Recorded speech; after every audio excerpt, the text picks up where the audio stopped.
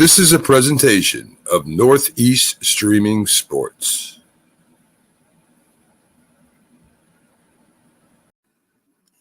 Good morning. You're listening to the Mac and Jack Sports Show on Northeast Streaming Sports.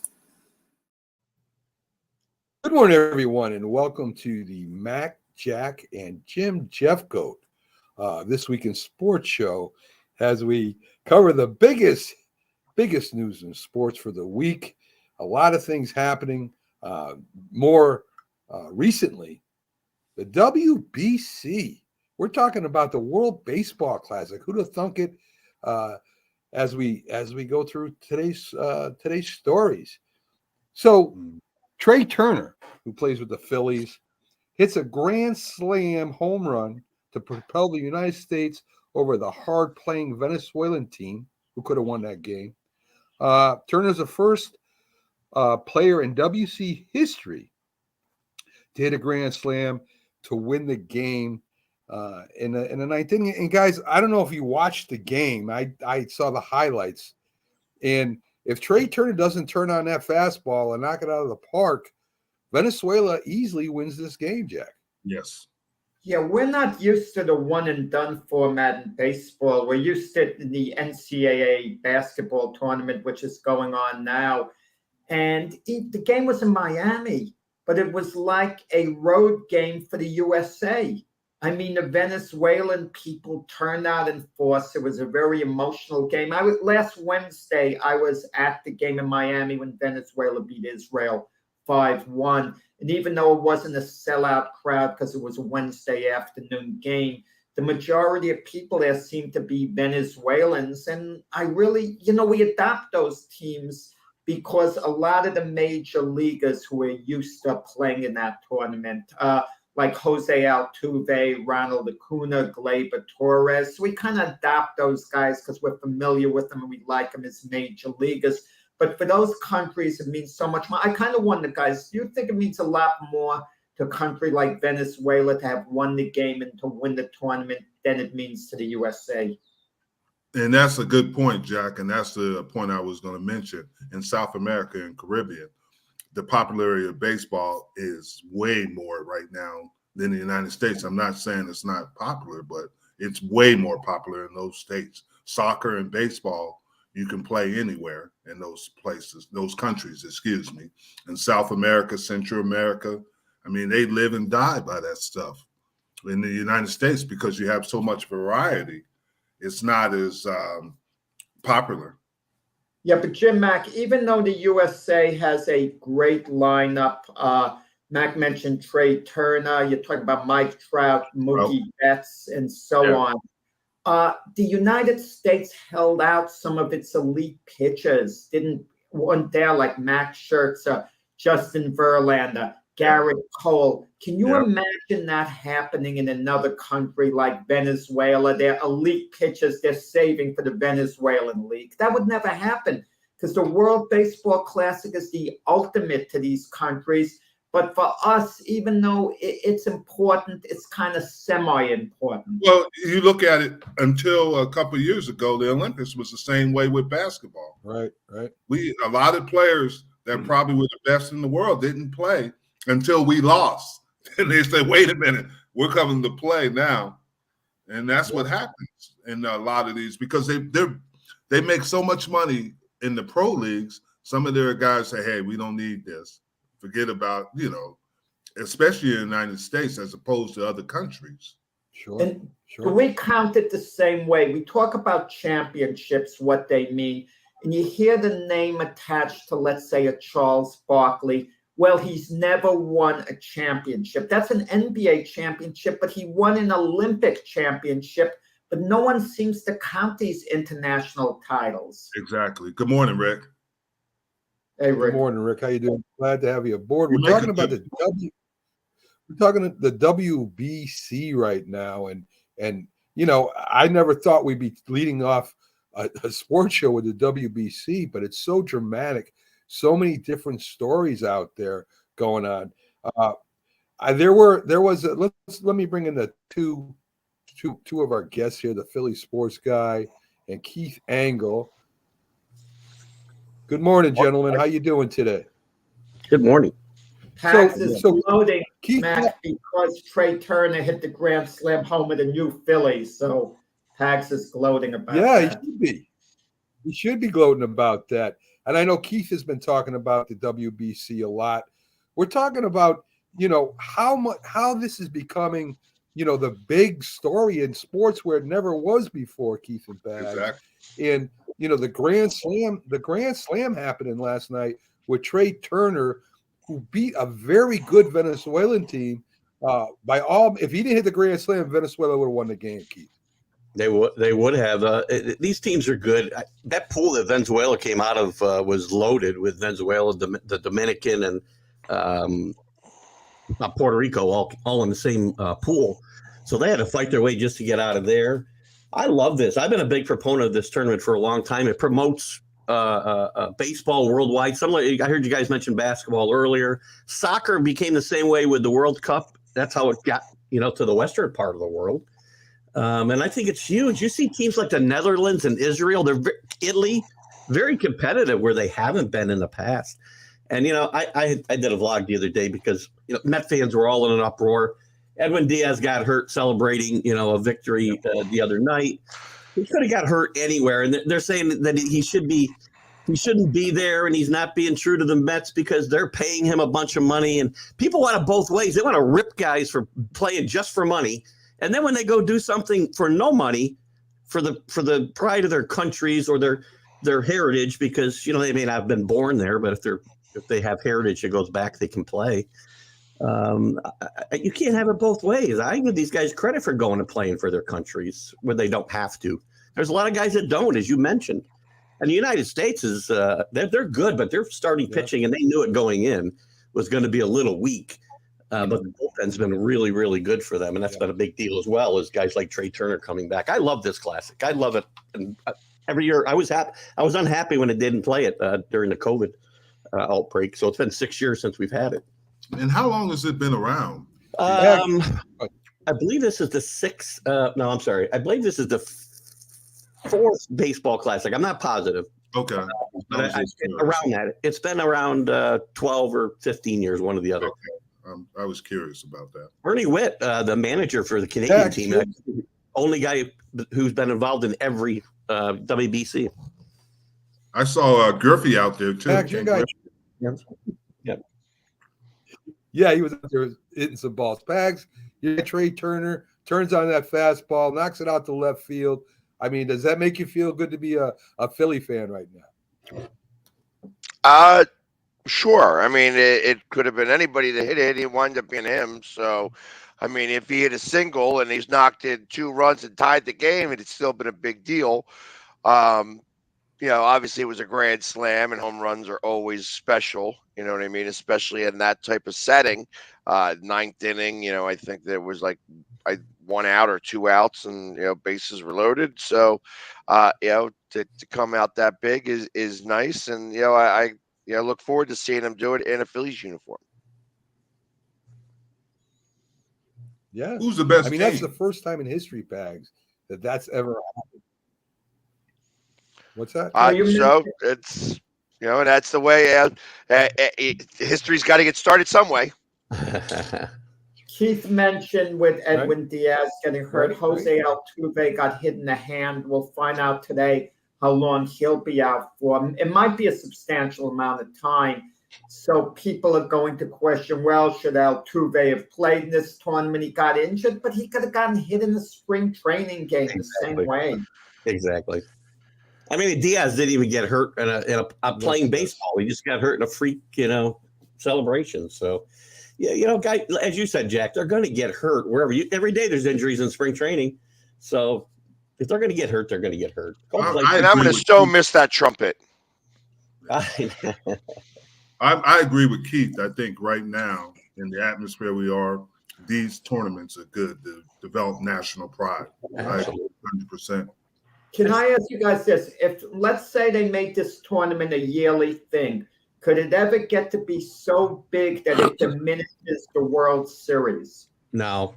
I don't think they'll ever make it a year. It'll be like won't it be like the World Cup Yeah, I think it would diminish the importance of it if they played it every year anyway. So I think it being a every 4-year event, I think is the best way to do it, like the World Cup. That's what they want. That's the kind of event they want. They might do it every 2 years in time if it's Yeah. that popular. And even if they did, it's not going to surpass the World Series. Yeah. No. Unless the And Phillies. another story: a 19-year-old Duque Herbert comes in out of the bullpen in the top of the ninth, strikes out Juan Soto, Julio Rodriguez, and Manny Machado. He signs a deal with the Detroit Tigers. I don't know where else this happens, Keith. I mean, this young guy. You could tell how excited he was that he did this, and he gets a contract. That's another exciting part of this. I mean, that may have never happened. I mean, maybe he gets seen somewhere, but maybe that never happens if he's not involved in this classic. And you will find that happening. There's guys playing, as I mentioned, the Netherlands who are really good now, Italy, Israel. There's guys that get a chance to play against major league caliber players that never would have got this chance otherwise without this tournament. And I think it's a boon for baseball. Baseball needs this type of thing to keep it. Because everything is becoming global anyway. Yeah, every sport is trying to go global instead of basically one country. They're all going. Even football is trying to be global. Yeah, agreed. Right. So Jack did watch game. I think that was a game that I'm trying to remember his name right now. The Soldier who plays for the Yankees center field. He plays all over the place, makes an outstanding catch in center field. And, it's just to watch the jubilation of these young kids and these teams. And now you see it's catchy. Now the United States is getting excited about winning too. It's like it goes to show that isn't about the money, even with the United States players now. Mike Trout said the other day, and this might be this might be as much about his time with the Angels as it is about this baseball classic. But he said he's having more fun right now playing baseball than he ever has in his entire career. That might say something about the Angels as much as the World Baseball Classic. But that's good to see. They are having fun, and they play hard. They want to win. Well, what about the Japanese pitcher who hit a batter and then he brought him some bags of candy? Yeah, I saw that. Yes. But also you got to think, too, is that they're playing for fun right now. There's no money on the line. Obviously there's a championship on the line, but they're playing like they did as kids. Yeah. It's fun to watch. Mm-hmm. Yes. Otani's having a heck of having some great games, I should say, pitching and hitting home runs for the Japanese team. I mean, and again, I saw him lay down a bunt. I mean, the guy does everything, and it's just good to see again that these MLB players are out there doing their things in the World Baseball Classic, guys. Who's the best team? That's the question. I think Japan might be. It's going to be if the U.S. gets to the final with Japan. It's going to be tough because I'm pretty sure Otani will start that game on Tuesday night if they get there, and so it could be tough. And they got a 95 pitch limit once they get to the final. Whether he'll go that long is questionable, but I think it'll be tough. I'm certainly rooting for my country to win, but I think the Japan has the best team. I think so too. So we get into the second part of the second segment, which again, knocking football down a few pegs. We have Princeton, who again wins. And Keith, I mean, this is a Cinderella story. We were talking about it before. Jack has a problem with a bunch of white guys beating Arizona, or I think they beat Arizona. It's just fun to watch Jack do that. It's interesting that this, I mean, they're a smaller team. They're not a major university like Arizona, and yet here they are pushing out of the Sweet 16. This team's more athletic than you give it credit for, too. They play really good defense. They're scrappy. They shoot threes like probably nobody else in this tournament. Exactly. And this is not and again, the tournaments change where the Princetons of the world and the Fairleigh Dickinsons of the world have a chance to win these games because they have kids that are there for 5 years. So I saw a stat on I don't know, I can't remember which team it was, but it was Drake the other night. They lost to Miami. Had two. Their average age was like 25 years old. And they had two guys that were 50 or seniors. Yeah. So but that's the beauty of it. That's the beauty, because they're playing basketball. I know we love to see all the dunks and stuff, but they understand and play the game. Absolutely. That's the beauty of watching them play. I mean, because that's how the game is the supposed other teams are allowing them to play the game. They're allowing them to spread the court. That's because they don't play the game. That's right. They use athleticism instead of understanding how to play it. They play the game. They play it like a chess game. Defense is part of the game too. They don't learn the same way. These kids are all one and done kids, and not so much Houston, but Houston as well. But the Kansases of the world, they're playing. Well, if you watch Tennessee and Duke, that was oh my goodness, that was a brutal game. But it was a defensive game. I mean, you come out with somebody probably got their tooth knocked out. You saw the blood around there. Barnes had them playing defense. That's a really good defensive team. They just had some trouble putting the ball in the bucket the last 6 weeks of the season, but they've got on a run here, and they're going to get FDU or Florida Atlantic. FDU is an interesting team because of how they play. Yeah, because they're playing all that man. They play no zone. Yeah, so they match up with you, and then you would think when they played Purdue, I would have just threw it into a guy at 7'4", but they took him out of the game. That's an interesting matchup today. Terrible hands, that center from Purdue. Terrible hands. The ball be thrown to him, he couldn't even catch it. Yeah, he's going to be the player.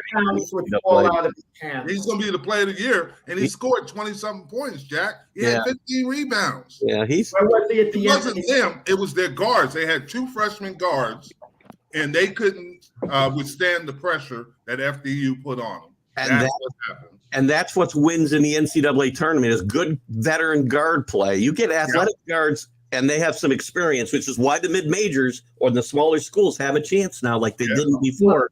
And that's what helped Arkansas, too, their guards.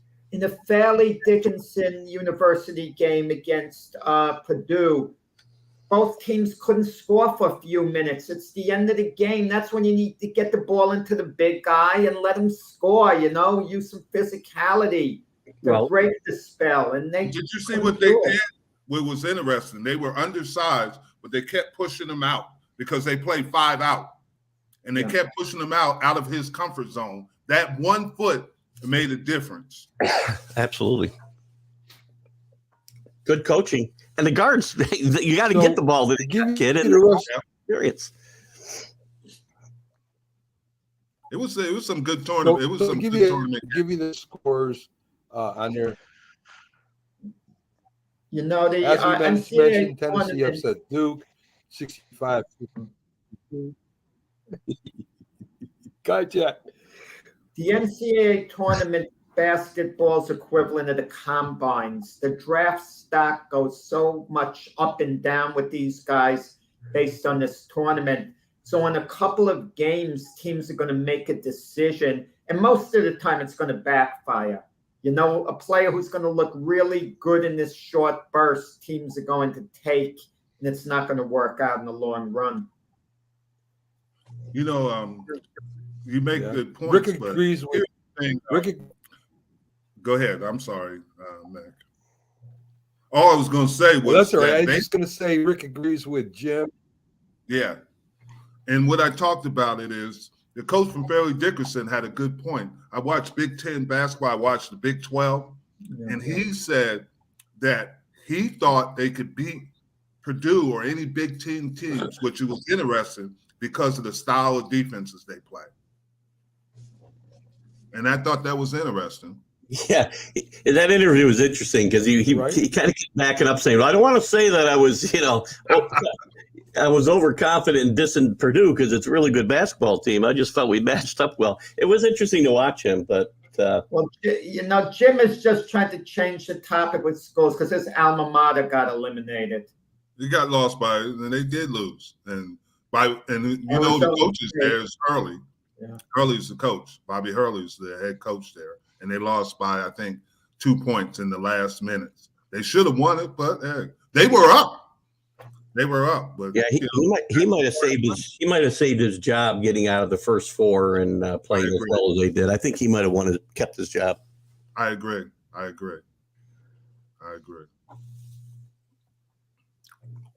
No, I think they should start the NIT tournament after the tournament is done, because this way the teams that got eliminated have a tournament after the tournament.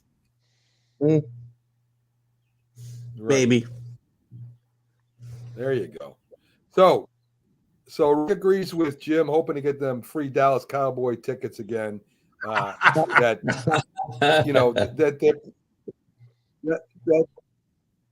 it's supposed to be played, and the way it's supposed to be played in that. Penn State team gets knocked off in this turn as they lose to Texas 71-66. I know you're rooting for them, Pax. Who? Penn State? Penn State. Yeah. They were down from the very beginning. It's like they couldn't break 5 points. It was like they were down by 5 points the entire game. So I didn't think Texas played that great. I didn't think Penn State. I think Penn State matched how great they didn't play. But I mean, it was a nice little run for Penn State, obviously, to get there. They weren't supposed to be there. They should have been in the NIT, but wind up winning the Big Ten Conference and then actually upsetting. In the first game. So, but I didn't think that they were going to, Texas is a pretty good team. And I actually think Texas could go pretty far in this tournament. A lot of times, and you're right, Texas is matchups, and the teams that they're playing is matchups. It's how you match up to the team and what can they take advantage of your weaknesses. And the teams Texas is playing can. Another team too that's playing maybe to keep their coach, because Rodney Terry, I can't remember his first name right now. Yeah, Rodney Terry. Rodney Terry, right. He's done a great job since taking over midseason under very difficult circumstances with Chris Beard getting fired, and he's done well. This team, and Texas is still talking to about going out and finding a bigger name, no matter the success this guy has. So if they make it to the Final Four, which I've got them going to the Final Four, they're going to have a very hard time not retaining this guy. Yeah. The interesting team is Shaka Smart's team, the Marquette. That's my team. Because he was at Texas and he struggled at Texas. Now he has that Marquette team playing really good. And I got them in the Final Four. I've got them winning it all, actually, beating I think Texas in the final. That's who I've got. Yeah. Cool. They're on the other side. I tell you another team people don't talk about is Gonzaga. They're quiet. They struggled that first one, but they are a quiet team. They would play Texas to go to the Final Four. Yeah. I buried them myself early in the year. I just didn't think they were up to their usual standard. Mark Few showed he's one of the best coaches in the country. No question. This far. And one of the most underrated coaches in the country. And I've got them in the Final Four now, too, after I've been belittling them all year. I've got them going to the Final Four. Hey, they say that Rick Pitino's going to St. John's.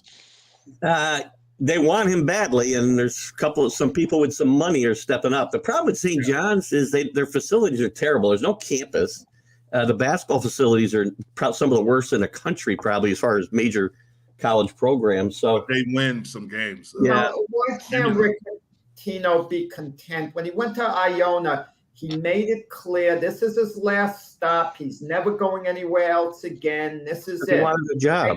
Bang. And he's in a nice situation at Iona. They like him. There's not much upside. He could get teams to the NCAA tournament as he's done, and then they get eliminated usually the first game. They're not likely to go far. But he could be happy. He could coach in a competitive situation. And he still seems to want the limelight, wants the legacy. Can you really believe a guy like him? He still thinks he was wronged at Louisville. He was cleared of any wrongdoing at Louisville when he was banned. He feels he was wronged. He wants one more shot at the big time. There's a lot more money at the schools we're talking about I think Exactly. don't leave Texas Tech out. Texas Tech is going to be a major player in the chase for Rick Pitino. Yeah. There's a lot of money and a chance to win a national championship, which he doesn't have at Iona. But I the only assume thing he's when you, got a lot of money now. yeah, I mean, come on, he's Yeah, got but- a lot of money. Everybody wants more, Jack. you only get a chance once in your lifetime to coach in the Mecca. And that's where it is, New York City. You're going to find some players. You walk outside the campus. Well, and Iona they is can get close to New York City. Yeah, but Yeah. they don't play at the Garden. They don't play in the That's Big right. East. They don't play in the Big East. That's right. And look what happened with Chris Mullen when he took that job with St. John's. It didn't work out. You thought Mullen, he has all these contacts, You can't connections compare. to get kids to play for him. Yeah, And but he's not Patino either. Yeah, you can't compare Chris Mullen to, no disrespect to Chris Mullen, you can't compare him to Rick Pitino as a coach. Just one of the best coaches in college basketball history. No question. Right. let me ask you this: with Alabama, do you think the powers that be in the NCAA tournament don't want Alabama to advance? Because it's going to get to be a bit of a nightmare if they get to the Final Four, because all we're going to hear about is Brandon Miller. More than the games itself, we're going to hear all this news of why is Brandon Miller playing. Imagine Alabama's winning the tournament, just the whole build-up to it. It could be. I mean, they already have private security for Brandon Miller because he's had so many death threats, and it's a tough situation. They played well through it. I mean, and they didn't handle it that well. I don't blame Nate Oates, the coach, really, because nothing that happened. He made a couple bad remarks in a press conference, which he admitted to. But, not a thing they've done. Brandon Miller's not playing because of Nate Oates. This goes all the way to the president of the school. So if anybody's got a problem, don't blame it on Nate Oates. He's a great coach and done a great job here with this team. Mhm. But you're right. It'll be a distraction. But guess what? They're probably getting to the Final Four. It's really good. It'll be national news. That's what I mean. It already is. The person who doesn't follow basketball is going to be hearing about this and Yeah. having an opinion on it. I would think maybe they don't want them to get there, but I think they're going to have to deal with it because I do think they'll make the Final Four. I don't think so. I think their injuries will catch up with them. The only number one I got getting there. We'll see. It's tough. You can't. Nothing's for sure now. I mean, That's true. That's true. San Diego State's playing great in that region. They might come out of there. Yeah, they are. So- but I never trust West Coast teams. Yeah. I think the West Coast teams struggle when they get to the Elite Eight or the Sweet 16. So Rick Carlos Sherlock has says that he's too. imitating Carlos. Yeah. And he says Hubert Davis should Hubert get Davis fired. Think deserves so? it. Yeah, No. I don't think so. Not after 1 year. Yeah. Well, it's his second year, but still, I mean, you're tough. You're stepping into some tough shoes. He had a tough year last year until they had a big run at the end of the year to get to the final. Last year wasn't great either. And they've got to kind of rebuild that program, and he's got to find an identity, and you got to give him a little more time than 2 years. Yeah. It was kind of sad not seeing So Villanova. today's Yeah. Sorry, Matt. Go ahead. Go ahead, Matt. Mac's on a delay, I think. Max laid back. He doesn't care if you cut him, you cut him off. I mean, today's game, Max is a guys. little more We got Pitt sensitive versus than Xavier. Mac is. Cut him off. Mac doesn't care. Mac has thick skin. I got to give him credit on that. Yes. Mac's So today's skin game, is thin. Pitt versus Xavier. Kentucky versus Kansas. Michigan at Marquette. St. Mary. Cal versus UConn. Creighton versus Baylor. And we got FDU at Atlantic. Who do you see? What's the upset today, guys? Who do you got upsetting who? That's a good question. I like what the FD. It's hardly an upset, but FDU is going to have a chance to beat a really good Florida Atlantic team. It is an upset. There's still a 16 seed here. Yeah. That'd be the team that I would watch there. I like the Marquette Michigan State game. I think that's a great matchup. Tom Izzo's always got tough One of tournaments. the best coaches, yeah. And I like Marquette to come out of there, but I think you got Me some good too. matchups today. Yeah.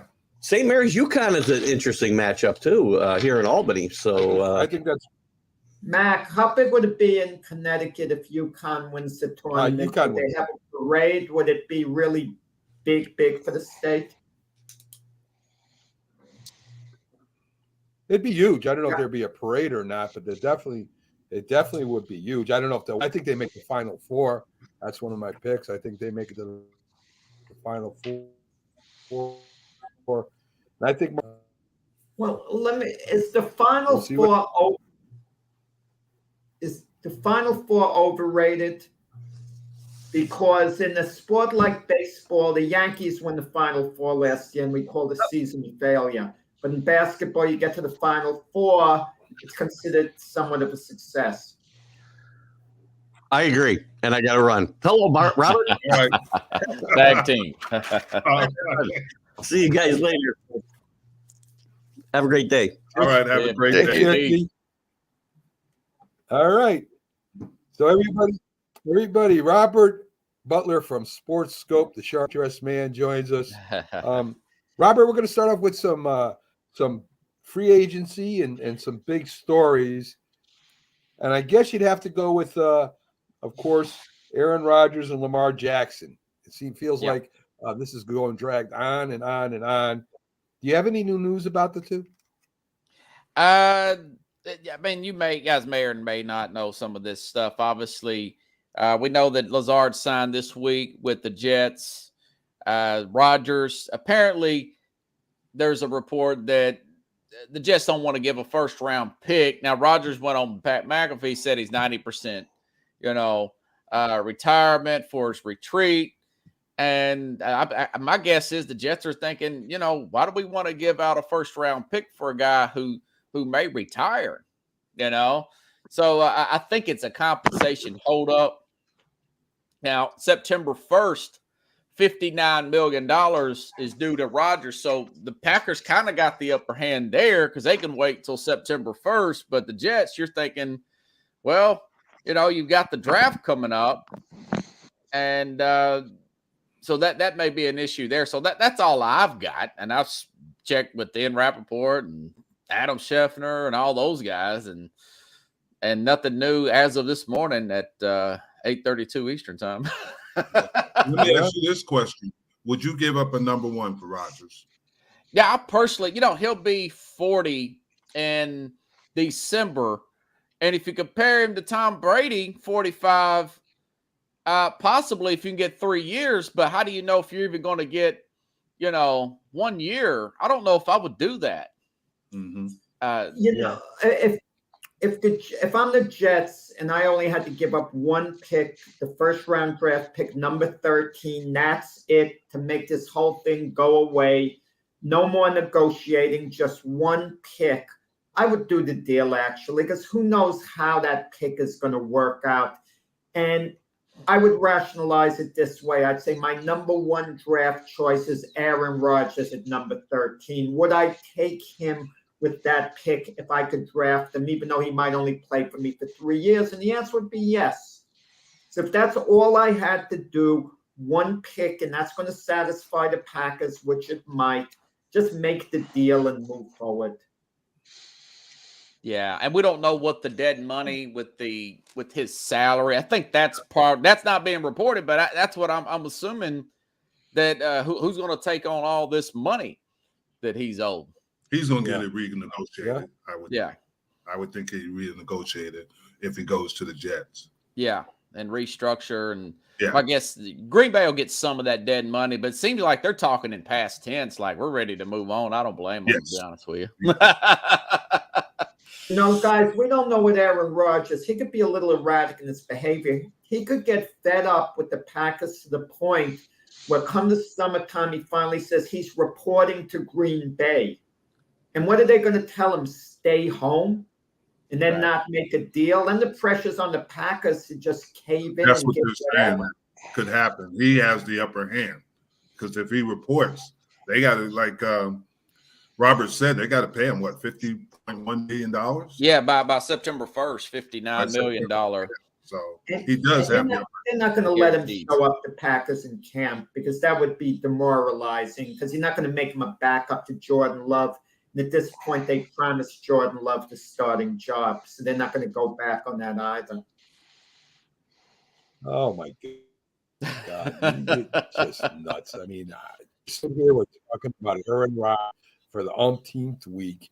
and who cares anymore? Just either It's not his fault, Mac. or Don't whatever knock you Aaron do. Rodgers. It's not Please his do it. fault. Let the Oh, Packers no, make the deal and let's it's move never his on. fault, Jack. No. Just take the poster down out of your living room as Aaron Rodgers, and let's You won't push be on talking that to way someone when the else. Jets are playing the Lions in the Super Bowl next February. This February. Okay, yeah. The Jets will be in last place. The Jets will be in last place again, Jack. You'll watch next year with Aaron Rodgers at the helm. They'll be in last place. Pags, I know you love Aaron Rodgers as much as I do. What are your thoughts on what's going on over there with Aaron Rodgers and the Jets? It's like, as I think about this, I think that Green Bay is going to wind up getting stuck here. And hey, listen, I feel like this is all caused because Green Bay has been wishy-washy. You know what I mean? You could say Rodgers is wishy-washy, but truth of the matter is that Green Bay's been wishy-washy. So I feel like that they deserve what they get. It's like they wanted to play this game. You want to try to go back and forth, back and forth. I think you get rid of him now for whatever you can get at this point. And if you think it's going to be a first-round pick because you made an idiot friggin' decision to pay him $60 million a year, well, then I think you're wrong. And I hope that they actually do get beat up with it, because that means they'd have to wind up dropping half their team to be able to fit under the salary cap, or else get imposed and lose a draft pick. I mean, I know that Miami lost a draft pick for some other reason, but they take away draft picks. I think they took one away from Jacksonville because they had a problem with getting under the cap, or they misreported something. In the Texans, correct? Yeah, Texans. I know Texans did this past year. Yeah, like a fifth rounder. But yeah, so I mean, it's like I'm interested to see what that happens, because ultimately they're going to have to really scramble if they can't get this done. And especially if I was the Jets, I'd absolutely hold out past the draft at this point. Oh yeah, and Rodgers has given Green Bay an out, and they're not taking it because he told them he wants to go to the Jets. Guys, there's a morality issue as well. Jim, you've been down this road with Dallas. You played for 12 years with the Cowboys. You were a semi-iconic player in the history of the Dallas Cowboys. Yeah, no, the word iconic, that's a compliment. No, that's a compliment. When you use the word iconic, I mean, there are very few fully iconic players. I'm talking about the Tom Brady's, the Peyton Mannings, the Aaron Rodgers. I'm talking about the select few. So how much obligation does the team have to a guy who's semi-iconic or iconic to that franchise? Don't the Packers have a sense of morality to do the right thing by Rodgers at this point for all he's given them? No, it's business. It's always going to be business. You look at what happened with Zeke Elliott. Zeke played for the Cowboys for 7 years, but obviously he was on the decline. And there's nothing against that. That's just reality. The reality of it, at some point, you have to make decisions. Zeke never won him a Super Bowl. Zeke wasn't an iconic. He wasn't a semi-iconic. Aaron Rodgers won 1 Super Bowl. He's won 4 MVPs. But if I told 1 Super Bowl. If I said to you guys, but if I said Aaron Rodgers is the greatest Packer player of all time for that franchise, it's hard to disagree. I mean, you could disagree, but that's the point I'm trying to make. You know what? He's one of these. That's hard to say because they've had some iconic. I mean, Bart Starr was. I think they've had a couple of them anyway. Robert. Robert, let's get off. Robert, let's get off the Rodgers train. I'm tired of this train. Lamar Jackson. The Ravens can match any offer. That comes before Lamar Jackson. Lamar Jackson, I don't think wants to play for the Ravens anymore. Am I correct there? No, he didn't say that. He disputed a report that Adam Schefter said that he turned down $200 million fully guaranteed. He said no, it was 3 years, 133. Being his own agent, he put that out publicly. I don't know why he didn't want to take that, and you get a second bite at the apple at 28. There, I probably would have jumped on that one. 3 years, 133, fully guaranteed. I was reading one of the reporters for the Ravens said that he noticed that the Colts are making a lot of cap space available. They could be a wild card. Somebody's going to be a wild card for Lamar, and I just can't tell you. Maybe the Colts, something like that. Maybe Houston's not really satisfied with the 2 pick. It just seems like something's going to come out of that, and it may not be the Ravens, but your guess is as good as mine, though. Robert, I was reading this morning that he's going to interview himself, and he's going to. Oh, yeah. Yeah. No, I'm serious. Yeah, I did too. I read that too, actually. Yeah. So he's going to interview himself, and I guess he's going to let everybody know what he's thinking. Yeah. You know, why do people get down on Lamar Jackson? He has no baggage at all. He seems like a nice guy, hasn't gotten in any trouble. His teammates have liked him. He's a great, great player. So he's his own agent. Good for him. He's playing hardball. If he had an agent who was playing hardball for him, people will respect that more. They don't respect the idea that Lamar Jackson and his mother are handling their own business. I think they're doing a good job to this point, and I think as it turns out, he's going to get his money in the long run. Well, I mean, there's other quarterbacks since Deshaun Watson who didn't get fully guaranteed deals. Russell Wilson didn't get one. I want to say Josh Allen was signed up after Deshaun Watson, and they didn't get full. The Ravens are saying just because the Cleveland did that, don't mean we have to do it. And he's not understanding that. The fact he's missed, 10 games, all in December when it really counts. He's got to see things through their eyes a little bit, if you ask me, Yeah. Robert, the strangest thing has happened. I want to get your opinion on this. We've talked about it. The World Baseball Classic has become the story, the headline story in sports today. Trey Turner from the Phillies turns on a fastball. It's a grand slam, and they beat a very good Venezuelan team. What's your thoughts? Why is this so popular now when it hasn't been in the past? Oh, I don't know. Maybe the location. I remember in the past it was played in one of the Caribbean islands or whatever, and they treated it like it was a World Series down there. Just a love of baseball in that area. And it's been out for a few years. Remember, we had the COVID issue. I think it's 3 or 4 years we even had the Classic. So I think there's just a love for baseball in that part of the world. Do you put a major league team down there at some point? If one of those countries are stable enough, maybe a Puerto Rico or something, I think that's been looked at in the future. Food for thought. Yeah. The traveling will be tough. Yeah. Well, I mean, they travel across the country anyway, right? So, I mean, Puerto Rico isn't that much farther than that. Your bracket, Robert, I would imagine you play March Madness through the brackets. Yeah, man. What's your top? What's your top 4? Well, Purdue's out. I had Alabama, Texas, and Gonzaga. You had Purdue in the mix, huh? You had Purdue in the mix. Yeah, I don't know. Well, I don't know. I won. I told everybody on Friday morning that I bet every penny I own on Arizona against Purdue. Oh, okay. I thought Purdue was frauds.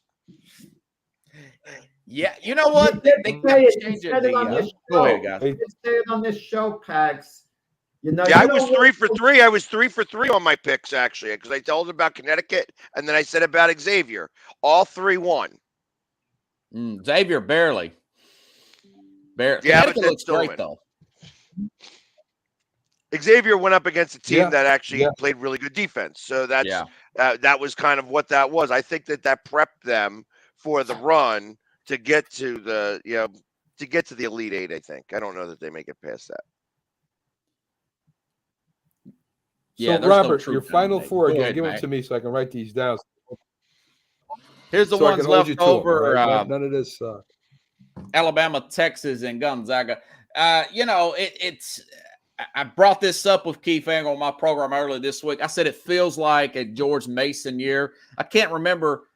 Just browsing at the college basketball standings week by week. It was every Monday or every Tuesday. You get the new rank. It's like it's a new number 1 every week. I felt like there's no dominant team And now we're being proven that we got Kansas getting knocked out in the second round. Arizona beat by Princeton. Of course, Purdue, the second number 1 seed ever to get knocked out early. It's just one of those years, man. It's going to be all over the place. You just hit random select on your automatic bracket, and you just put a Final Four in there, pick your Final Four, and then see how that comes out. I should have done more of those. And it's interesting. One thing that I find interesting is that I think that the 16 versus 9. I think at one point there was a 12 versus 13, but 25 is the highest number that when you add the two together that it's ever been. Nice, Well, nice. and that's I think that that's kind of meaningful to the point that it's hard to play in these tournaments, and really anybody could win. Anybody could. If you're playing the game right, you could win this game. You could win.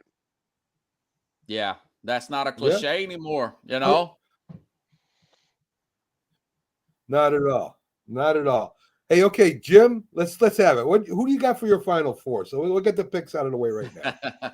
Baylor, Marquette, Texas, and Gonzaga. With Marquette and Gonzaga in the final 2. All right. Gonzaga. And Jack, begrudgingly, give me your Final Four. And Jack has no clue. And I admit it. As long as Princeton doesn't win it, I'm okay. All right. Okay. All right. And Pags, your Final Four, buddy. Let me take a look at the bracket because I guess I've. No, this is unfair because this should fill be one done out, before the tournament begins. I mean, not when we're getting, to the Sweet No, I 16. have it in my. I do a bracket with my family, and that's who I pick. This is my first one. I did like 1,000 of them, but I gave y'all the first one. Bracket of integrity, like Mike Golick used to say, the sheet of integrity. Right. Right. And he used to pay them like What 100 it's worth, I would have sheets. picked Kansas to win it all. So that's in the wow. past. So you can forget me. Oh, that doesn't count, Jack, now. So, Pags, what do you got, buddy?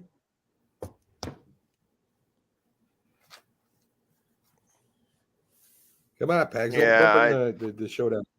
Yeah, I can't even find a friggin' bracket that shows a real bracket. So, yeah, I'm just gonna ride on a weekly basis. So, I think that the number 16 seed for the first time ever makes it into the Sweet 16. So I think they move on. Wow. Yeah, well, that makes sense because they play FAU. That'll be a good game. But you're right. There's a possibility. Yeah, I think that I think that you ride high a little bit here, and that momentum will actually carry them through. They're a scrappy team, obviously. Princeton, I watched Princeton play against Penn, and it's funny when you see those guys go back and forth. I mean, it's like it's an Ivy League game. Nobody really cares much about it, but it's they were scrappy and they did play defense. You know what I mean? And they make teams miss. So I wouldn't be surprised to see them go and win another game, even in the Sweet 16. Any team that loses to Princeton should be ashamed of themselves. Well, Penn did. I was there. I was all painted up as the Philly sports guy.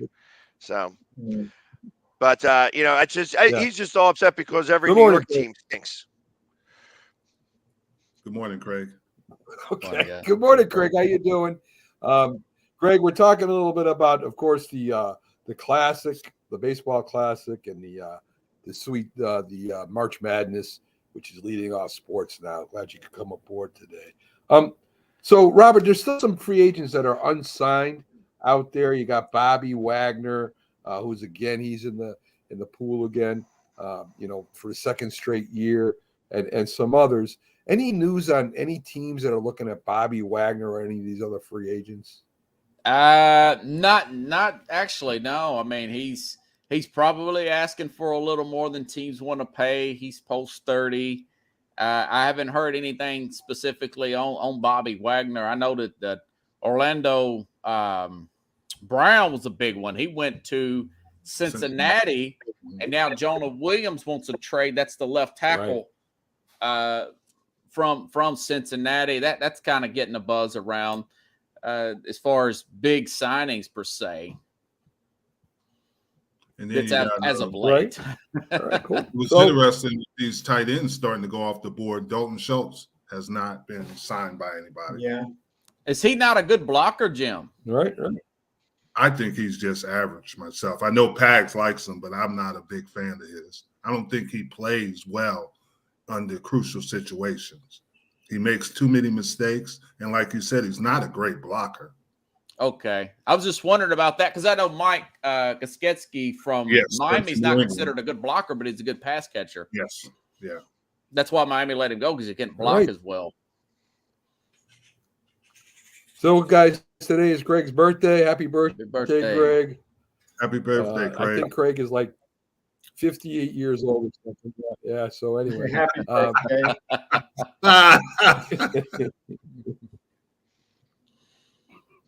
So, Robert, anything else that you got for us as far as free agency or big stories that you could share with us?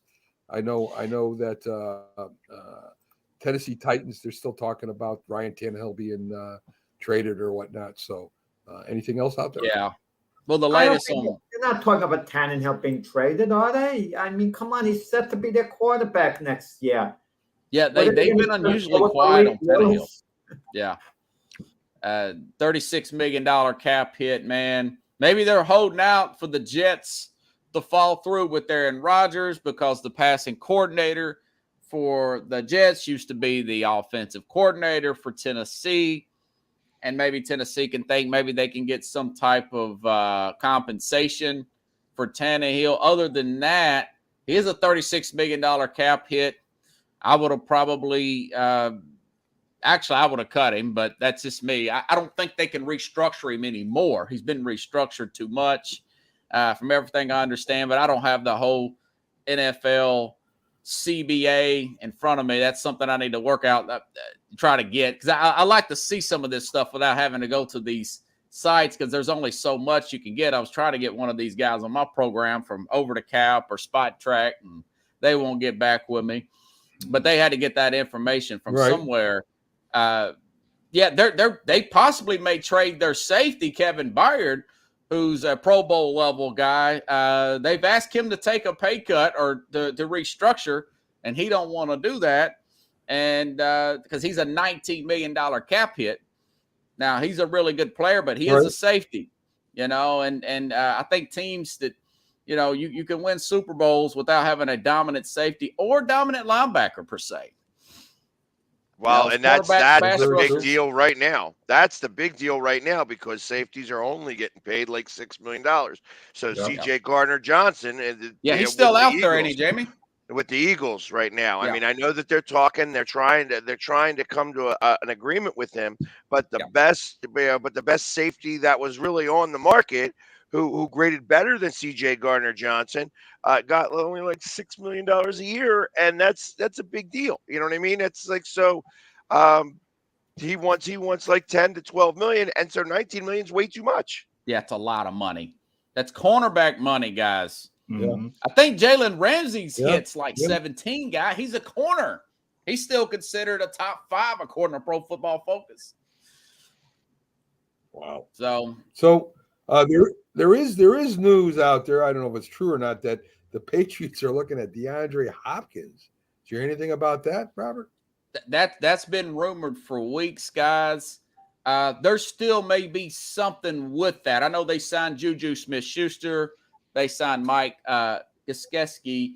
I don't know if that's enough, guys. I don't know if that's enough. That may still go down. That I would hold off on that one until draft day. Perhaps. I mean, because they have a problem drafting receivers too. They miss a lot. That's why I'm so low on these NFL front offices, the people who make the personnel decisions.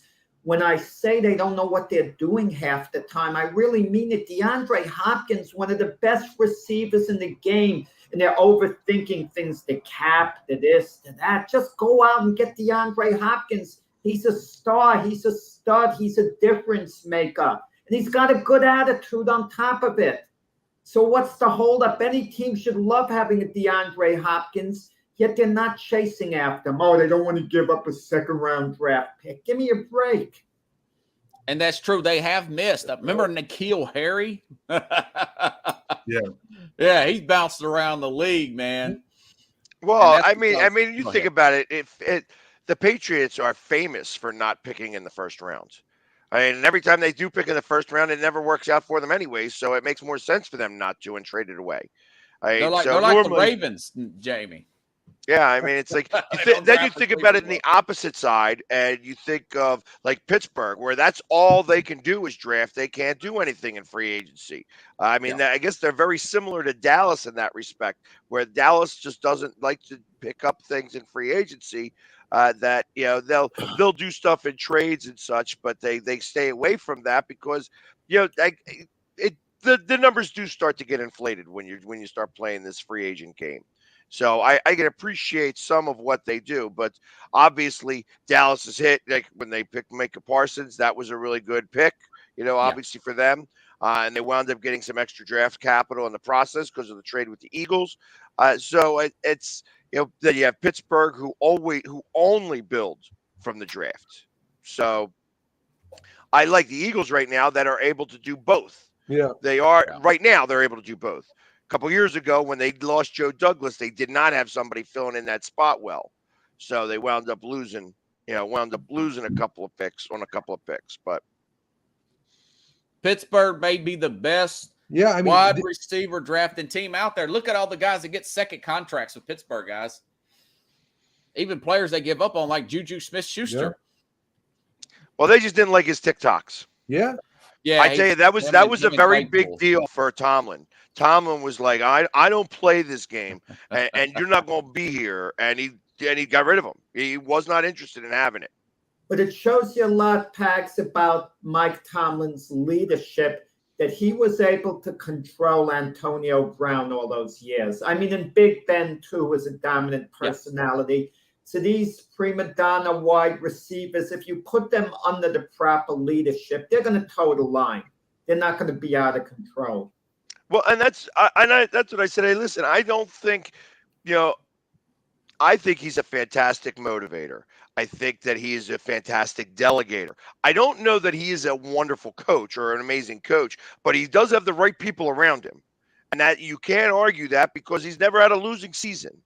You know what I mean? 18 years in a row. 18 years in a row makes Mike Tomlin one of the greatest coaches in NFL history. If you can have a winning record 18 years in a row, that's a phenomenal. When you have that type of longevity, you have to respect that. It doesn't matter whether you like him as a coach. I mean, you heard what's his face on Fox all the time, hates Tomlin, that does not like him at all, and but yet all he does is win. So when you win like that, and I think it's unfortunate because this year I do not expect that they're going to have a winning record. I think that they are going to take a step backwards, and then I think that they'll come back again in the following year. Again, they're kind of like the Giants, where they're a little lost in their way, and he was able to squeeze out 9 wins last year, but I don't think he's going to have the ability. There's not that much juice left in this team. They have some major holes to fill on the offensive side. And that's their only knock. They don't invest in the offensive line guys. Well, they just did. Who'd they get? The guard from Philly. Okay. I mean, I hope that turns out. They've been rebuilding their offensive line for 5 years.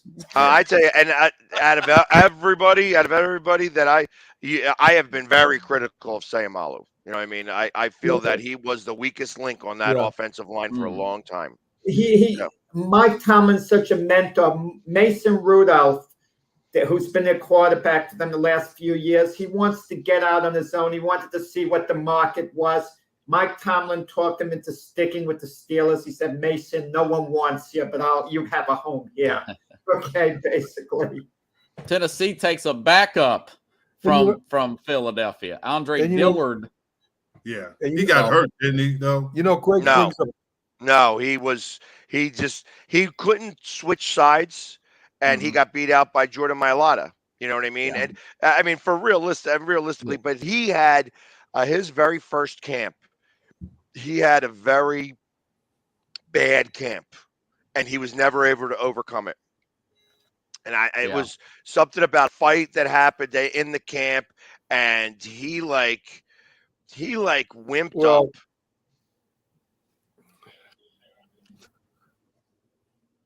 Go ahead, Mac. Well, we know Robert's got to get out of here, right, Robert? Are you good? Yeah. I There's said, a you delay gotta here. get out, or you Okay, can stay yeah. out? Hey, guys, have a good show. All right, Robert.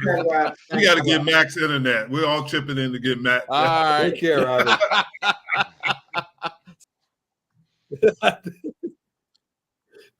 Yes, you do. So Greg brings up a great point about Tomlin, right? The FC North has always been tough since Mike's been there, and I think you got to take that into consideration too, how tough that division has been. So to win that, to stay that good for that long, says a lot about Mike Tomlin. Steelers should have been in the playoffs too, but the Jets, the last game of the season, they lose. They're playing Joe Flacco at quarterback, a complete waste. So they lose to the Dolphins like 11-6. It was really should have been 9-6. The safety at the end was meaningless. I mean, even with Zach Wilson in there, I think the Jets would have won the game with Joe Flacco. But, but Mike Tomlin, the consistency, 18 years in a row. I mean, who does that? Outside of New England, no other team has had that type of long run where they haven't had a losing season. Yeah, very Right. true. Mm-hmm. So, guys, we're gonna take our promotion break right now. We'll be back very quickly. Stick around for some more This Week in Sports. He was a giant, and he was a cowboy. Now these two former rivals have joined forces to bring you the most insightful, perceptive, and controversial sports talk podcast in America. Former Dallas Cowboys defensive end Jim Jeffcoat locks horns with former New York Giants wide receiver Byron Williams. And now, here's Byron Williams and Jim Jeffcoat.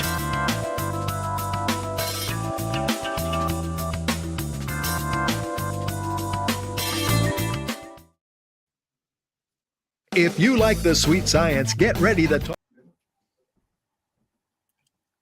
Well, I guess it's just me and you. Okay. If you like the sweet science, get ready to talk boxing on the Gloved Fist podcast with top boxing writers Frank Latirzo and Jack Hirsch. Frank, a former amateur boxer out of Philadelphia, writes for NY Fights and can be seen on the Boxing Channel. Jack, an amateur boxer who competed in the New York Golden Gloves, was a 6-term president of the Boxing Writers Association. And now, here's Frank Latirzo and Jack Hirsch.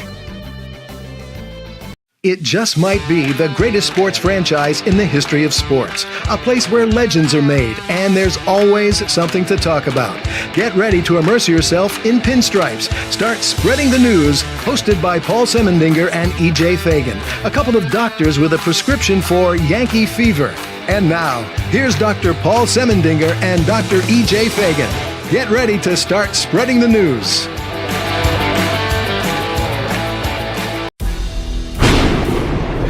See right now, without LeBron, Lakers are struggling. Let me tell you about a team I hate, all right? I know the Dallas Cowboy fan is here, so I had to make sure he knew how much I hate this team. I'm ready. I've often said that the people who run baseball, they try very hard to ruin it.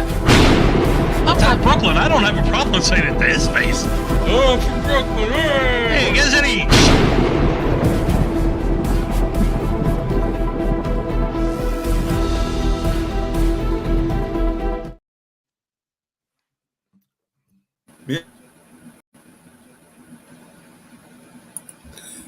This is a presentation of Northeast Streaming Sports.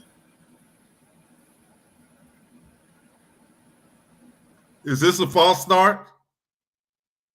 I guess not anymore. I guess. Although he's probably still a little lagging. Yeah, he's still lagging. I think Mac's frozen.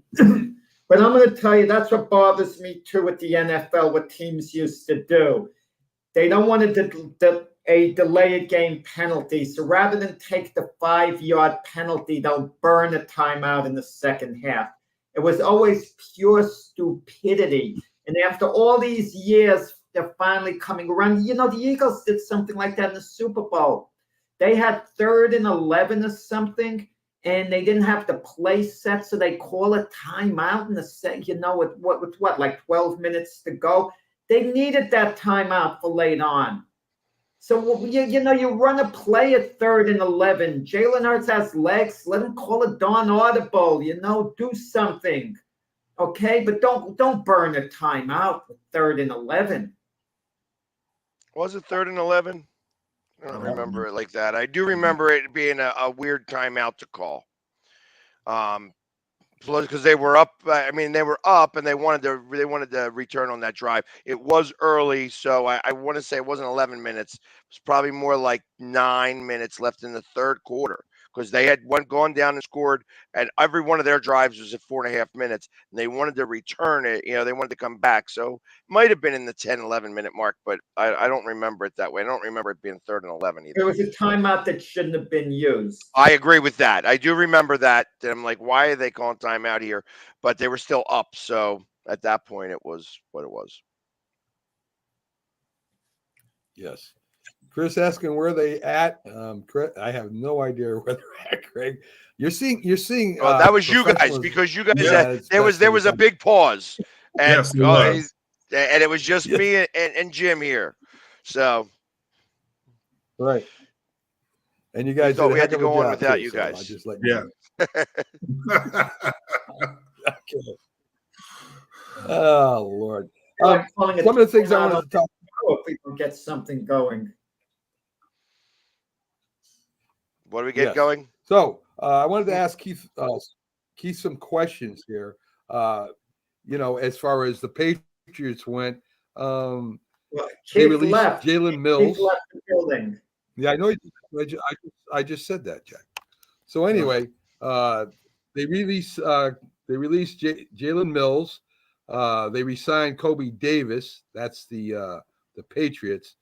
In Knicks news, Brunson returns, knocks off Denver, the first seeded team in the West right now.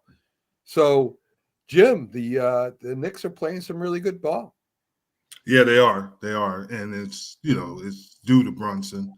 I mean, people talk about, and that's another thing. If you look at the NCAA, what's going on with Fairleigh Dickinson and some of those other teams that are lower seeds, it's all about understanding the game. And Brunson really understands the game. I mean, he's been a championship, obviously, at Villanova. He's been a champion. Really, he's helped every team he's been on, because you can give Wright some criticism, not very much, but he teaches those players the game, and that's the beauty of it. Watching Brunson run the point. Yeah, I mean with Barrett scoring over 20, starting to come on again, and of course Randall holding down the inside. I think the Knicks are going to be in the top 4 this year, guys. I don't know if they can surpass Cleveland or not, because Cleveland has a very good team. But they have a shot this year. Well, top 4 mean they're going to go to the Eastern Conference Finals, you think? I mean, if that's top 4, Well, you still got. They have to win 2 playoff series against 2 really good teams. Let's say they do beat Cleveland, then you got to turn around and beat either Philadelphia, Milwaukee, or Boston. And that's my point. You got Milwaukee, you got Philadelphia, and you got Cleveland on that side. If they were on the West, they'd have a better chance, because really the teams that you got to be worried about, obviously Denver and Sacramento. Golden State, I don't know if they can do it this year. And, with the Knicks, I don't understand the situation with Obi Toppin. It's his 3rd year. He could be a breakout star. If you prorate what he's done with the minutes he's been given, he'll play like 11, 12 minutes a game, and he's going to have 5 rebounds during that time, meaning that if you triple the amount, you're talking about like a good 15 rebounds a game he scores. And I'm tired of hearing, well, he can't play defense. Why can't he play defense? A guy who's as athletic as him, who doesn't have an attitude problem, Teach him to play defense. Work with him relentlessly. He's got all the tools. He's the type of player who's going to go elsewhere from the Knicks, and he's going to be a big star. Yeah, well, that's a good possibility. I think they were speaking of him giving a rest to Randall sometimes, being he can play the middle. So we'll see what they do with that coming up. Philly news, Pags. Embiid edging Luka right now for MVP. No, he's Jokovic. Sorry, Jokovic. Jokovic. And they were even chanting MVP at the other team was chanting. The fans were chanting MVP of the other teams. So, I think he's MVP this year, Pags. I don't know what you're thinking right now. It makes me wonder, and I hate to say this, but it makes me wonder if there was a little bit of a shift because of what was said or over the last 2 weeks. That this conversation about the white guys getting the MVP, and if there was a mental shift because of that. Now he's been playing the same way all year long, but now all of a sudden he's going to do this. You know what I mean? It's just now all of a sudden they're like, oh, look at Embiid play. I mean, come on. I don't understand what transpired any differently now. I'll tell you, Pax, Denver's lost a few games in the meantime. They just won. That's what's happened. But I like Yoko. I think he's pretty damn good. Yeah, I think he's good as well. But I don't think that he's anywhere near Embiid. You know what I mean? I think that he scores some points. Yeah, scores some points. He plays no defense. They make up statistics for him to look like he plays good defense, when that's not the case at all. You know what I mean? It's just not the case at all. So it's like I find it all ridiculous on how they do this. And there's a piece of me that thinks that Joel Embiid needs it. He absolutely needs to be the MVP, and that could propel them, him and the Sixers, to maybe get past a Milwaukee or a Boston. But I just don't know. I think when all is said and done, that he's going to lose out again. If I had to vote right now, if I was a voter, I would probably vote for Embiid. But deep down, I kind of feel Giannis is the real MVP. When you look at what he means for Milwaukee, now I understand take Embiid off the Sixers, they're going to collapse. But I mean, look what Giannis, look what he's done game after game. Embiid he's been playing great of late. He's a great player, but the performance lagged early in the season a bit. But I don't want to get down. The more I talk, it won't sound as good. I would probably vote for Embiid at this point, but I still think it's up for grabs. I still think, one of the guys could make a late push, whoever it's going to be. Yeah, I would agree with that too. And some Philadelphia Eagle news, Rashad Penny trying to restart his career with the Philadelphia Eagles, I guess because Sanders left, they're trying to put Penny in there to fill that void, Bags. What are your thoughts about Penny being the running back of the Eagles? He'll be the number 2 back. I think they got Gainwell's going to be their number 1. He's going to be their number 2. He's going to be very similar in use to the way they used like Ajayi and the way that they used, and he was such a great back when he was here, to Howard. I think that he's going to be very, very similar, where they're going to have it as the change back, the guy who maybe score from the 2 or 3 yard line, because as of right this second, they haven't changed the sneak. And I don't think it's going to change. They're going to allow it. So that means, so when you get within 1 yard, that's us. When you get within 3 yards, I think it's going to be Penny. And so I hope that he is everything that he was when he was with Seattle in his heyday. Yeah, I mean, don't forget about Scott either. Scott's is a playmaker for the Eagles. Yeah, he's the third back. I mean, he's the guy. He plays against the Giants. And that's why you even mentioned him, because he crushes the Giants every time. All the time. He does. I got to admit it. So, but still exciting back. Special teams can catch the ball out of backfield and sure can run like heck, especially against the Giants. They're right there. Yeah, Jim, I am interested to see how they who returns the kicks this year. Last year they had Covey, and Covey was not very good at all. And it's not like, again, he's like the 51st man on the roster, so I'm not really as, you know, you don't have to be super high on him. But I like the other guy, the hurdler.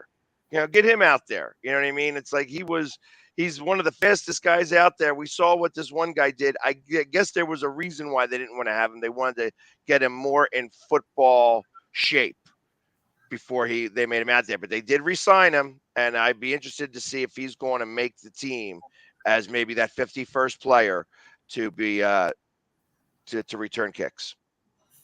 Jim, guys, we're talking football, but we always mention the oversaturation of sports. So much is going on. The XFL is a game tonight. Outside of the hardcore fans of the Renegades and Brahmas, who cares? I mean, how's the league supposed to make it? They're playing on ESPN Plus tonight. I don't know, is it on the regular ESPN2 on ESPN Plus, an XFL game? But how's the league supposed to just make it? I mean, look at the competition you're going against. You're going up against World Baseball Classic right now, and basketball, and I mean, hockey, but nobody's paying attention. Further. The women's NCAA tournament's going on now. And I have a ton of respect for the women, their game, what they put forth, women's basketball. But outside of family and friends, I mean, who really cares what's going on with the women? You don't see any office pools about the women's NCAA basketball tournament. And, it's a shame because there's such competition that they're going against. Well, I know Jim does follow the yeah, because I got two daughters who play D1. Well, that's what I mean. Family, family and friends. And South Carolina is odds-on favorite. They're the best team. There is not even close. I mean, that's Staley, right? Staley's the coach. Yes, Don Staley, yeah. Yeah. But they're the best team. There's not even close. UConn could possibly in Stanford, but I don't think anybody's going to beat South Carolina when they're on.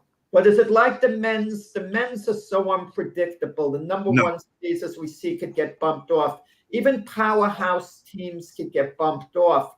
But a women's powerhouse team that goes into a tournament head and shoulders above the other teams, they're so unlikely to be beaten. Exactly. I would agree. That's how Pat Summitt won all those games. And then Gino, right? Gino's the guy's name? Yeah. He also. So, I mean, because there was some rumor recently about Dawn Staley possibly getting offered the Temple men's job. And the conversation turned to the fact that it's not a high enough profile job. That she should, that if things continue the way that they are right now at North Carolina, that she could be offered that job. Mm-hmm. Interesting. So very interesting. Jim, you got any news about Dallas? I mean, I know they signed another cornerback. They traded. They traded for him. They traded for quarterback from Indianapolis, and he's 32 years old though. Evan Gilmore.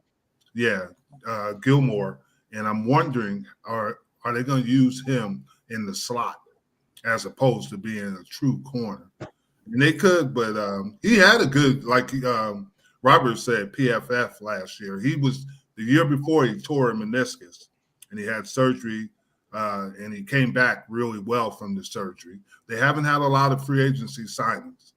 Haven't had a lot. They've signed Cooper Rush back. Obviously, we all know they got rid of Zeke Elliott, and honestly, Zeke was on decline. Nothing against Zeke. He did well, but he ran a lot of when you look at how many times he rushed the ball, it was quite a bit. Yeah. And he's only 27 years old. He'll be 28 this year. And it comes a time in everybody's career. And that's unfortunate, but that's the reality of the sport. At some point, especially with running backs, your skills are going to deteriorate because what a difference a day makes. What a difference a day makes. I tell you, last year, right around this time, I was asking every Dallas Cowboys fan I knew if you would trade him for a second-round pick or a third-round pick. And every single one said no, they would not trade him. And now he's cut. Yeah, and that's just a part of it. I mean, he was one of $90 million contract?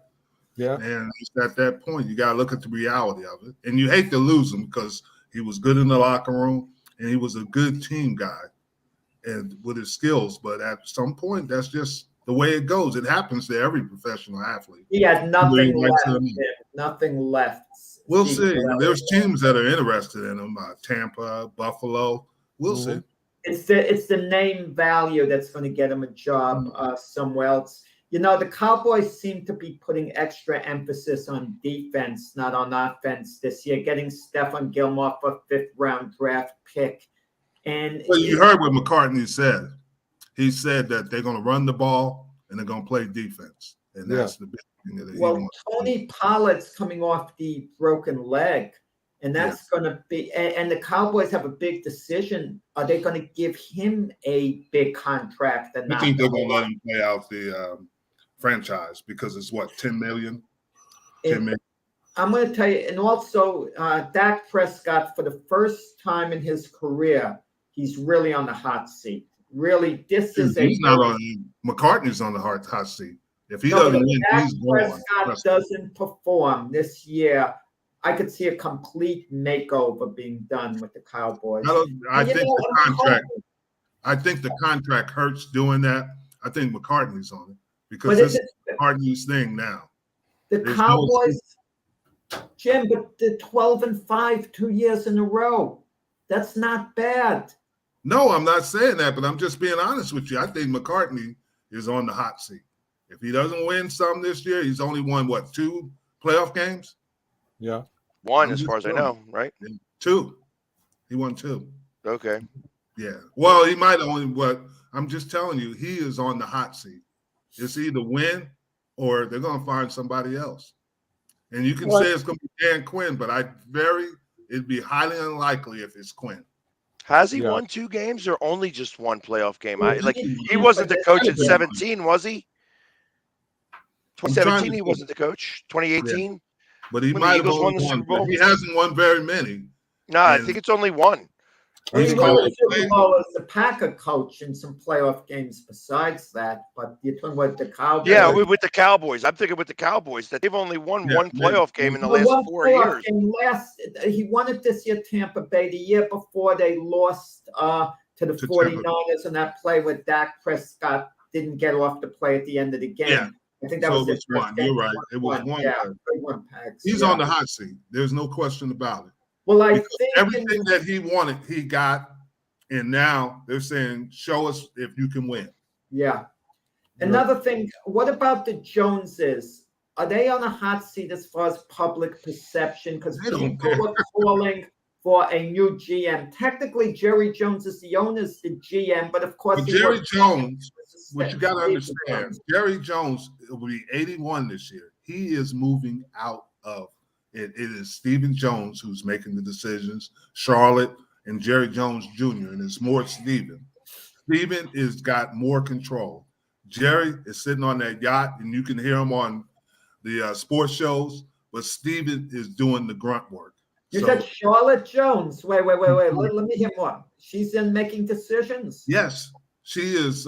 She's probably the best one of all. She's the smartest one. Be honest with you. She's a Stanford grad. Yes, football. She's